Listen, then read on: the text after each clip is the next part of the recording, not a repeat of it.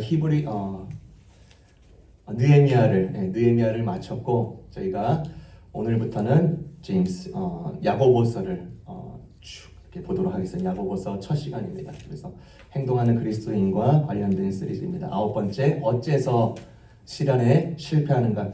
어째서 실현에 실패하는가라는 제목으로 같이 내용 나누겠습니다. 여러분, 인생 골목골목마다 우리가 마주하는 손님이 있습니다. 손님이라는 표현이 맞지 않을 수도 있어요. 시험과 시련입니다. 불청객처럼 찾아올 때가 정말로 많습니다. 이 시련과 시험이라는 주제는 너무나도 중요하기 때문에 야고보서는 인사를 그냥 단 한 절로 끝내버리고 바로 본문으로 이 주제를 바로 들어갑니다. 여러분, 야고보서를 보고 있습니다. 예수님의 형제인 야고보가 쓴 책으로 보고 있습니다. 그런데 그 야고보의 입지가 교회 지도자로서 근 10년에서 20년간 예루살렘 교회의 지도자로서 임명되어서 활동되었지만 이 야고보서는 그렇게 반갑게 여겨지지 않았습니다. 성경의 거의 맨 뒷부분에 위치할 뿐만 아니라 종교개혁의 아버지라고 불리는 마틴 루터조차도 이 야고보서를 향하여서 지푸라기 서신이다라고 할 정도였습니다. 그 이유는 여러 바울 서신이나 로마서, 베드로 전서와 같이 예수 그리스도의 구원론, 기독론적인 내용이 거의 들어있지 않기 때문에 그렇게 폄하하면서 여기기 많은 시간을 그렇게 폄하했습니다.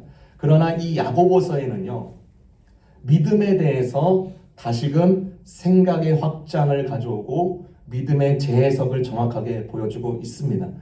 그냥 단지 신조적인 믿음의 고백뿐만 아니라 그 믿음이 우리가 믿는 생활에서 시련과 시험과 인내와 사회의 경제적 정의와 언어 윤리와 선행과 소외된 자에 대한 반응과 폭력 유혹에 대한 저항과 반항하는 자들의 돌봄에 대해서 너무나도 실제적으로 정확하게 보여주고 있기 때문입니다. 이 놀라운 책, 야고보서에 여러분을 초대합니다. 이 시련의 때에 우리가 믿는 성도로서 어떻게 반응해야 될지 저는 여러분 세 가지를 놓고 같이 나누고자 합니다. 첫 번째는요, 눈의 재해석의 때입니다. 시련의 때는요, 저희의 눈의 재해석의 때입니다. 우리가 시련을 당할 때에는요, 너무나도 다양한 시련들이 올 수 있습니다. 특히 1절의 인사를 보니까 널리 퍼져 있는 12지파. 이 12지파는 야곱의 12명을 말하는 게 아니라 예수 그리스도를 믿는 그 모든 사람들을 이야기하는 것입니다. 그러니까 우리 이민자로서 우리가 살고 있는 이 지경도, 그러니까 흩어져 있는 디아스포라에게도 모든 편지를 쓰고 있는 것입니다. 우리가 이민자로서 이곳에 살고 있는데 너무나도 색다른 고초를 겪고 있습니다. 이중문화에서, 여러분 처음 이민 생활할 때 이중문화에서 내 자신을 가꾸어 나가고 별의별 인종차별도 겪기도 하고, 내가 무엇 때문에 이렇게까지 살아야 되나, 자괴감이나 정체성 혼란이 올 때가 있습니다. 한두 번이 아니었죠. 코로나 사태가 있는 이후로 더 심해졌습니다. 저는요, 한국인인데, 물론 외국 사람으로 많이 오해하는 사람도 많아요. 한국인인데 괜히 막 저에게 손가락질을 고백 투 차이나 막 이럽니다. 그럼 저는 열받아가지고 고백 투 아프리카 막 이런. 자녀들을 위해서 희생하려고 이곳에 온 사람들, 그렇죠? 그러면서 본인의 인생이 그냥 이렇게 없어져 버리는 건 아닌지 불안감이 있을 수 있고 초조함이 있을 때, 그럴 때 참 많습니다. 야고보서를 보면 이 야고보가 언급하는 당시 상황적인 시련이 있었습니다. 식량이 부족했고요, 해고가 있었고요, 가정적으로 화재가 있었고요, 언어적인 죄가 있었고, 폭력적인 반응이 있었고, 정치적인 모략이 있었습니다. 굉장히 무질서했습니다. 그런 시련들이 올 때에 우리가, 또 많은 사람들이 쉽게 취하는 방법이 무엇입니까? 피하거나 도망하거나 무시하거나입니다. 그런데 오늘 야고보서는 그런 시련이 있을 때 이런 세 가지의 방법이 아니라 다른 방법을 취해라라고 말해주고 있습니다. 여러분의 노트에 이 성경 구절 2절, 3절, 4절을 원역으로 제가 이렇게 번역을 해놨습니다. 내 형제 자매 여러분이 어떤 종류의 시련을 당하든지 아무것도 아닌 것으로 여기지 마십시오. 기쁨으로 여기십시오. 이는 여러분의 믿음을 시험하는 것이 믿음을 만들어내는 것을 알기 때문입니다. 그리고 인내가 완전한 효과를 발휘하여 여러분이 성숙하고 온전하여 아무것도 부족함이 없도록 하십시오. 야고보는요, 이 시련을 일반 사람들과 같이 아무것도 아닌 것으로 여기지 말라고 합니다. 여러분, 아브라함 기억하시죠? 아브라함이 어려운 상황 속에서도 사라가 임신할 수 있을 만큼 신실하고 능력 있는 하나님을 그렇게 하나님으로 여겼습니다. 모세가 그가 거주하고 있는 왕자의 권한, 그리고 이집트에서 누리고 있는 모든 보물보다도 그리스도를 위한 고난을 더 중하게 여겼습니다. 야고보는요, 각자 시련을 통해서 정화 작업, 성화의 과정을 바라보면서 기쁨의 기회로 여길 것을 권하고 있습니다. 시련을 바라보는 우리의 눈이 이렇게 바뀌는 것입니다. 그때는 너희의 눈이 바뀔 타이밍이다 라고 우리에게 알려주고 있습니다. 이 시련이라는 단어는, 헬라어는요, 도키미온이라는 뜻입니다. 이 도키미온에서 도키모스가 나오는데, 장인들이 그 옛날 시절 때 도자기를 만들 때 정말로 괜찮다, 이제 완성이 됐다 할 때 그 밑에다가 도장을 찍습니다. 이때 도장을 도키모스라고 합니다. 합격 도장인 거죠. 합격 도장. 여러분, 아무리 도사 같은 장인도요, 도자기를 만들 때 한 번에 탁 만들어내지 못합니다. 절대 그럴 수 없습니다. 아무리 문학의 천재도요, 글 작품을 쓸 때 한 번에 작품을 착 출고하지 못합니다. 아무리 요리에 일가견이 있는 사람일지라도 몇 번이고 그 음식을 쓰레기통에 버려야 됐습니다. 농구의 천재라고 불리는 마이클 조던도 그가 말하기를 나는 5,000번, 10,000번 실패가 있었다고 말을 했습니다. 도장이 찍힐 때까지 시련의 과정이 있는 것입니다. 저도요, 이 본문을 생각해 보면서 내 인생에서 가장 큰 시련이 언제였을까? 저는 신학 공부할 때 이었습니다. 신학 공부할 때 많은 교수님들이 있었지만 아직도 기억에 남는 사람들은요, 교수님들은 저를 아주 혹독하게 다루었던 교수님입니다. 그분들에게 지금 생각해보면 참 감사의 마음을 가집니다. 저는 혹독하게 몇 번이고 빠꾸를 먹이고 논문 다시 써오라고 하고 쿰란 문서를 연구할 때도 일부러 더 어려운 언어들로 독하게, 그 구약과 신약의 중간기의 문서입니다. 그것들을 더 독하게 이렇게 훈련을 시켰습니다. 그때 당시에는 저를 못 살게 굴고 인종차별하는 줄 알았어요. 근데 지금 생각해 보니까 이들은 저의 참 스승이었습니다. 나를 괴롭혔던 이 시련을 단순히 아무것도 아닌 것으로 여기지 않고 인내로 만들어 가정임을 알게 되는 것이죠. 여러분, 유명한 손흥민 선수 있습니다. 손흥민 선수에게 가장 큰 선생님은 그의 아버지 송운정 씨입니다. 그 송운정 씨가 자기가 젊은 시절에 축구 선수였을 때 그 젊은 시절에 축구 훈련을 제대로 받아보지 못했고 진짜 본질적인 훈련이 필요한데 그런 것들을 다 무시하면서 지나왔기 때문에 그것을 후회하지 않도록 그것을 아들에게 그대로 적용을 시켰습니다. 예를 들어서요, 그 아들이 17살 때까지 슈팅 훈련을 시키지 않습니다. 말이 안 되죠, 그렇죠? 그런데 그때까지는 그냥 볼 트래픽 훈련만 하는 거예요. 이 볼이 내 몸과 하나가 되도록 하는 거에 훈련시키고 17살 때부터 드디어 슈팅 훈련을 연습시킵니다. 그리고 양발을 잘 훈련시키기 위해서 일부러 오른발에다가 앞정을 두었습니다. 그럼 앞정이 있으니까 오른발을 사용을 못해요. 왜요? 왼발로 더 사용할 수 있게끔 그만큼 그렇게 혹독하게 한 것입니다. 손흥민 선수가 17살 나이 때 독일에 가서 이제 외국팀에 이제 합숙하게 됐는데 그때 이 아버지가 개인 트레이너로 같이 생활을 하게 됩니다.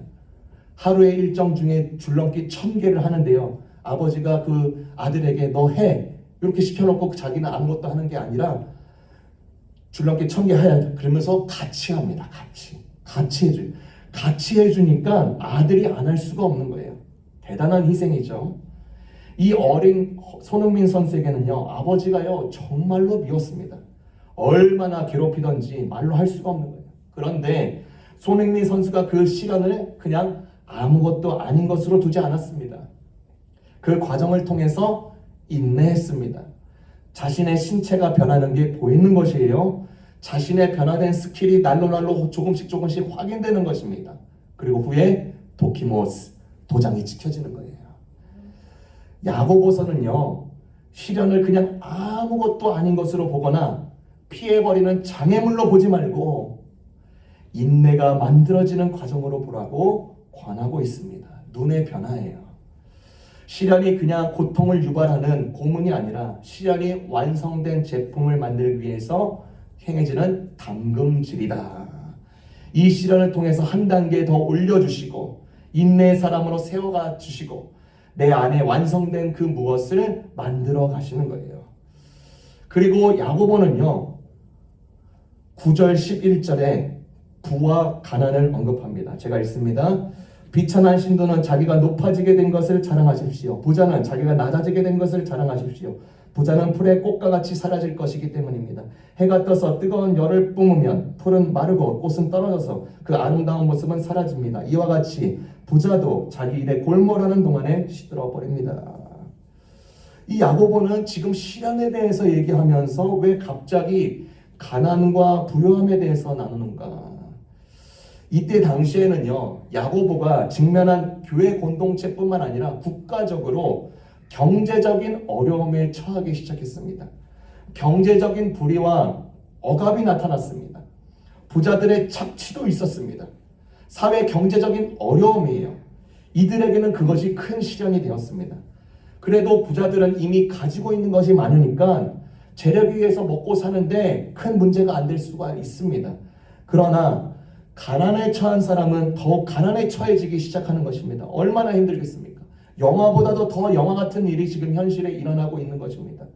예전에는 동전 한 입으로 식자재를 구할 수 있었는데 이제는 그 동전으로 식자재의 5분의 1, 6분의 1도 구하지 못하게 되니까 이제 살 길이 막막해져 버리는 것입니다. 여러분, 가난은 상대적인 것입니다. 그렇죠? 근데 여러분은 인생에서 가장 가난했을 때가 언제입니까? 가난으로 그 시련을 겪었을 때.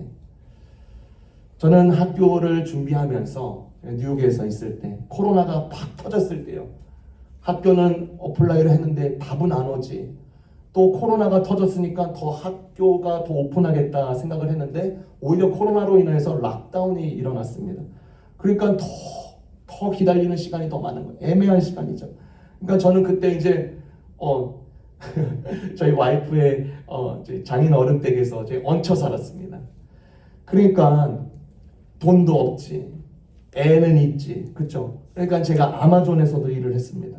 아마존에서도 새벽에 일찍 일어나서 나가서 일해야 됐고, 또 시간 남으면 공부도 해야 됐고, 육아도 해야 됐고. 여러분, 인생에서 눈물 젖은 빵을 먹어보지 않는 사람은 그 사람과 논할 가치가 없다. 근데 정말 맞는 말 같습니다. 지독히도 없어봐서 비참하고 비굴함을 경험했던 그 자리, 제가 잊지 못합니다. 그런데 그런 자들은 아주 찌든 가난에 처한 자들은 뭐를 자랑이래요? 자기의 높음을 자랑하래요. 하나님의 기준은 개인을 볼 때 개인의 재정 상태, 뱅크 스테이트먼트 상태, 투자 가치로 보지 않는다는 거예요. 그저 하나님의 자녀로 삼아 주셨으니까 지금 처한 상황이 나의 정체성이 아니다라고 하나님은 굳게 알려주시는 것입니다. 그러니까 하나님의 기준에서는 우리를 높여주시는 것입니다. 여러분, 부의 기준도 상대적이지만 여러분의 인생에서 가장 부했을 때가 언제입니까? 저는요, 전도사 시절 때 정말로 귀한 호의를 받은 거예요. 전도사 시절 때 제가 또 총회 일도 할 수 있었어요. 총회 목사님들 200명, 250명을 관리하면서. 그러니까 그 일을 통해서도 돈이 나오고 또 전도사 생활할 때도 돈이 나오는 거예요. 그러니까 제가 전도사 시절인데 중대형교회 담임 목사의 사례비를 받았어요. 그러니까 얼마나 좋아요. 그렇죠? 어마어마한 혜택을 받는 것입니다. 근데 제가 하루는 아마존에서 물건을 오더했는데 제가 그 말한 제품이 막 제대로 오질 않은 거예요. 그리고 또 그것에 대해서 일을 미적미적 되기 시작하는 것입니다. 저는 또 그런 일들을 보니까 무시받는다고 생각을 해가지고 거기다 대고 항의 메일을 보냅니다. 뭐라고 썼냐면 너 내가 얼마 버는 줄 아냐? 한참 뒤에 저는요, 그 순간이 얼마나 낯뜨거운지 저는 너무 창피해요. 추하게 여겼는지 모릅니다.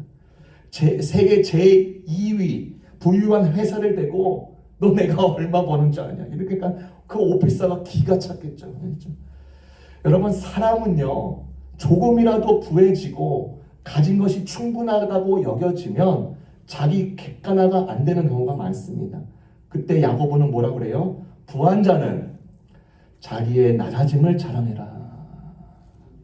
왜요? 11절에 보니까 부의 모양의 아름다움도 사라지고 부자들은 자기 일을 골몰하는 동안에 시들어 버립니다.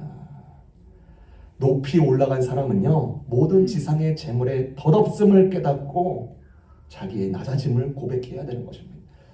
가난한 자는 가난을 바라보는 눈, 부한 자는 부를 바라보는 눈, 그것을 또 새롭게 해석하고 갖가지 모양의 시련이 왔을 때 그 인내라는 렌즈를 통해서 우리를 지금 이 시간에 담금질하고 계시는구나 라고 우리의 눈을 재해석하면서 새롭게 또 완성되는 작품으로 만드시는 이 하나님을 신뢰하라라고 촉구하고 있는 것입니다. 불에 들어가는 그 좋은 철검이 담금질의 과정을 겪듯이 시련 역시 좋은 인내의 기회로 여기는 저와 여러분이 되시기를 주님의 이름으로 축원합니다. 두 번째는요, 이 시련의 때에는 입의 재해석의 시간이라는 것입니다. 입의 재해석의 시간. 솔직히 말하면 시련이 왔을 때 그 시련이 인내로 만들어지는 과정이라고 우리는 정답으로 알고 있습니다. 그런데 막상 우리에게 그 혹독한 시련이 닥치면 정말 쉽지가 않습니다. 솔직한 마음이에요. 시련의 목적을 분별하는 것은 정말 쉬운 일이 아니라는 것을 알기 때문에 야고보는 어떻게 하래요? 지혜를 구하라. 우리가 그동안 자연스럽게 했던 반응 방식이 아니라 우리가 시련에 대해서 입이 내왔던 방식, 이것을 바꿔야 된다고 합니다. 지혜를 구하라, 지혜를 구하라. 여러분, 살다 보면요, 다양하고 어려운 문제들을 다가오는데 그 문제가 오면 답이 나오지 않을 때가 있습니다. 학교 다닐 때는 공부를 꽤 했는데 삶의 현실에 들어가면 답이 안 나오는 문제가 많습니다. 이것은 지식의 문제가 아니라 지혜의 문제인 것입니다. 돈을 버는 것도 힘든데 돈을 쓰는 데에는 지혜가 필요합니다. 돈을 벌었는데 망가지는 인생들을 우리가 보잖아요. 이것은 지혜가 없기 때문에 그렇습니다. 우리는 늘 지혜가 필요합니다. 그런데 이 지혜는 우리에게 없어요. 하나님께 구해야 합니다.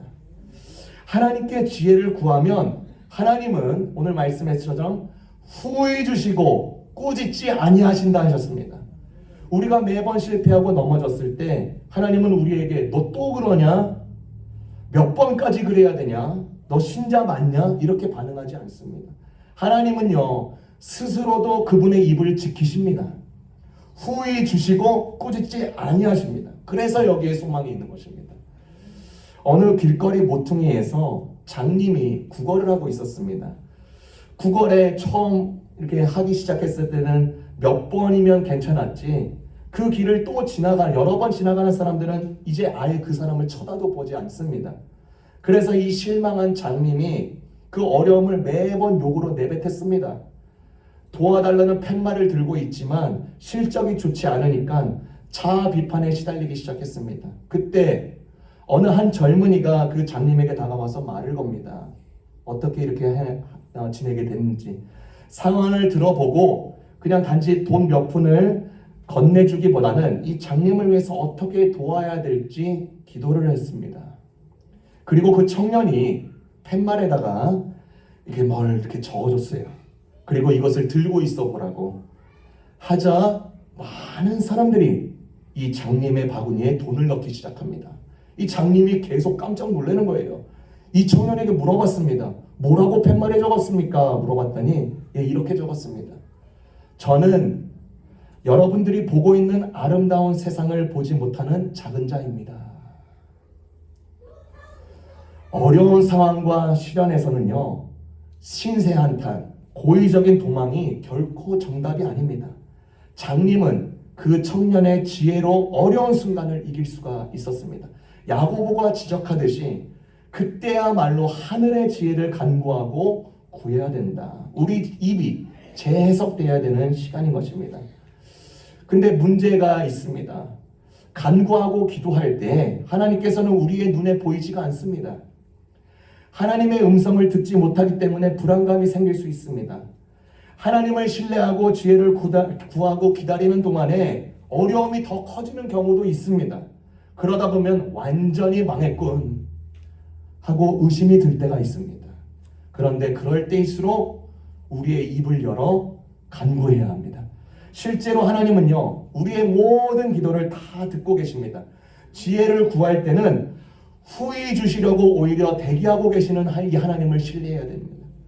전에 그 미군에서요, 북한에 대해서 도청하는 시스템을 공개한 적이 있었습니다. 미군은 이 첨단 장비를 이용해서 북한에서 일어나는 전화통신, 유무선 통신의 모든 소리를요, 이 미군이 이 첨단 장비를 통해서 다 듣고 있는 것을 공개했습니다. 고급 기술과 정밀한 기계로 이 미군이 북한에서 일어나는 모든 것을 다 듣고 있는 게 정말로 신기한 거예요. 하물며 우리의 귀를 직접 만드신 하나님이 우리의 입을 통해서 올려지는 간구를, 모든 간구를 못 들을 리 없는 것입니다. 절대로 놓칠 리가 없는 것입니다. 단 구할 때 주의할 것이 있는데 무엇이냐? 의심하지 말고 구해야 된다는 것입니다. 의심하지 말라. 의심복을 빼내야 된다. 의심은요, 즉시 타격을 줄 수 있는 독감과 바이러스와 병충해와 같습니다. 우리가 하나님께 간구하며 지혜를 구할 때 한편에서는 최악의 상황을 염두에 두면서 구한다? 의심하는 것입니다. 하나님의 높으심과 기꺼이 우리를 위해서 위하심을 의심하면요, 구하지 않는 것과 똑같은 것입니다. 어느 교회에 신앙생활이 안수집사답지 않는 분이 있었습니다. 회사 직원들이 모두 그분이 안수집사라는 것을 알고 있었습니다. 그런데 그분을 볼 때 안 믿는 사람보다 더 형편이 없는 거예요. 불같이 화를 내고 성질 나면 술도 병채로 마시고 책상을 뒤집고 엎고 엉망진창인 것입니다. 어느 날 부서 직원이 물었어요. 사장님, 안수집사님이라면서요? 안수집사님이 그렇다. 그런데 다른 것을 할 때는 온통 다른 사람과처럼 보여요. 예수를 믿는다고 어떻게 떳떳하게 이야기할 수 있겠습니까? 그 물음에 이 안수집사님이 천하의 남을 명언을 합니다. 그러니까 예수 믿지. 이 안수집사님은요, 자신을 정확하게 알았습니다. 그리고 마라톤과 같은 이 신앙의 여정을 포기하지 않았습니다. 의심하지 않았습니다. 예수 때문에라도 내가 이 정도 내가 설 수 있는 것이야. 겸손하게 고백하는 것입니다.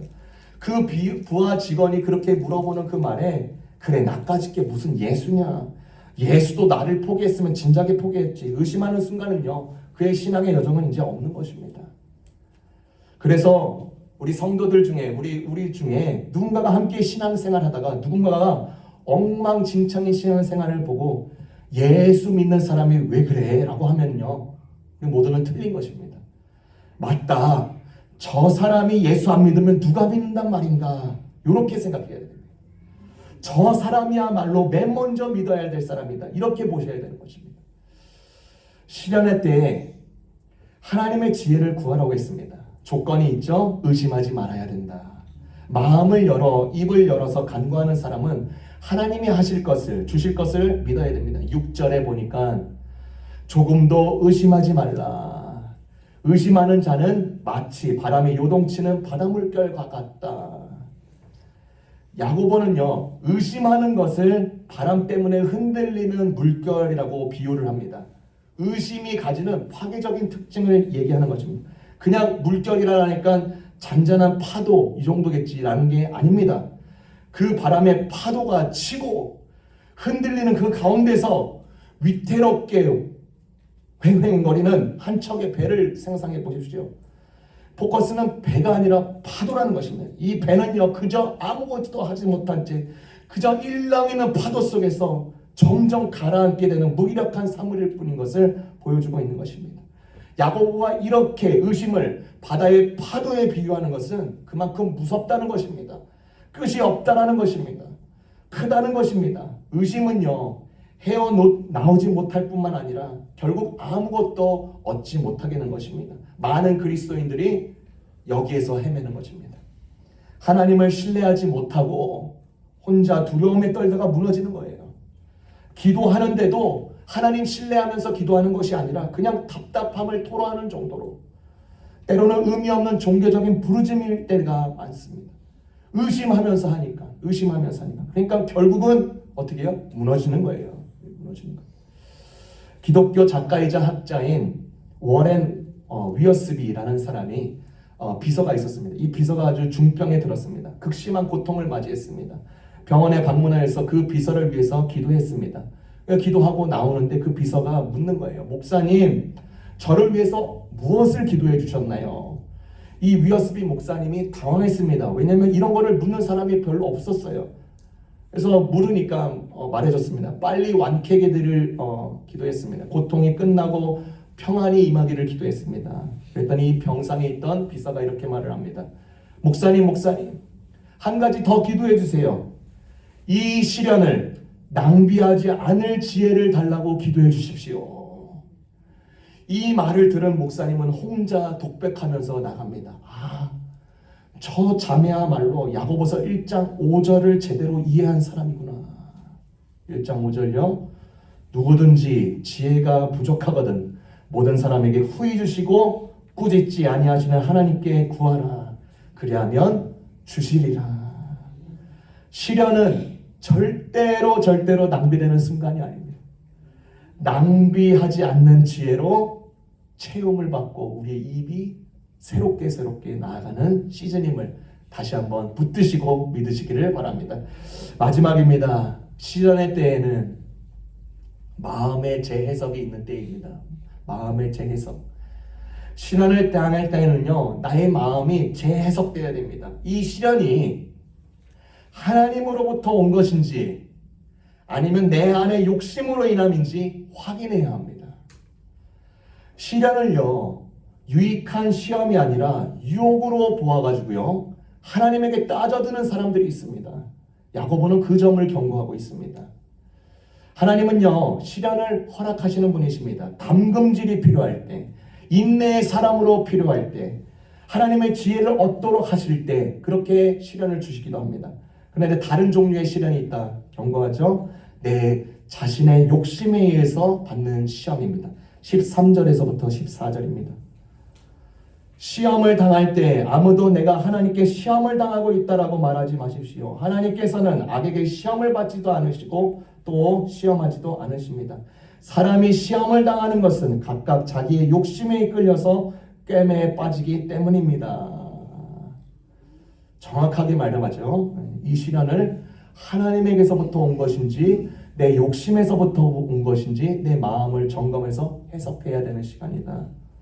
여러분, 시련과 이 유혹을 어떻게 구분합니까? 아티클에 보니까 이 유혹은요, 반드시 욕심에서 옵니다. 욕심에 이끌린 유혹은요, 어떻게 할 수 있겠습니까? 책임 전가가 가능한 순간이면은 욕심에서 나온 유혹인 것입니다. 예를 들어서요, 내가 지갑을 훔칩니다. 그러면서 엄마가 용돈 안 줘서 훔쳤다고 합니다. 책임 전가하죠? 이게 유혹입니다. 결혼을 자기 멋대로 합니다.